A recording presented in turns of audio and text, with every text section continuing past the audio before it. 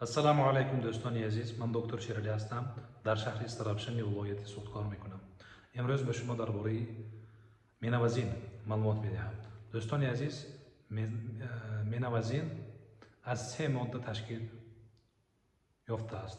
یعنی در ترکیب مینوازین یک لوا منتال می‌دارد که از ماده منتال حاصل شدگی است.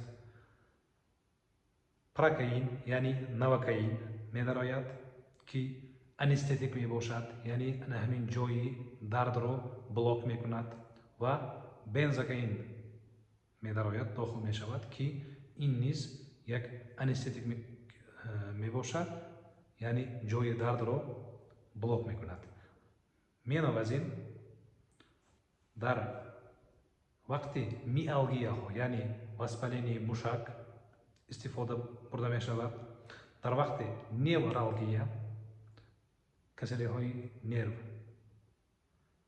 ریشه های نرو وقتی که وسپلیان نمی شود استفاده برده ممکن، و در وقت آرترالگیا یعنی در بغم ها شود استفاده برده ممکن. لیکن یک چیز را باید فهمید، این دارو بیمار را تبابت نمی کند، همچون یک درد رو بلوک کردنش ممکن، لیکن سبب یک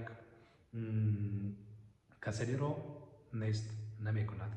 همچون در حالت سبک، یعنی اگر شما بیمار سبک باشید میتونید استفاده برید، لیکن من به شما توصیه میکنم که اگر از یگان کسری اذیت کشیده استفاده باشید اول به پیش دکتر روید.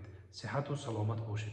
این مینوازین رو در مدت دور و دراز استفاده کردن رو من به شما توصیه نمی کنم. رحمت.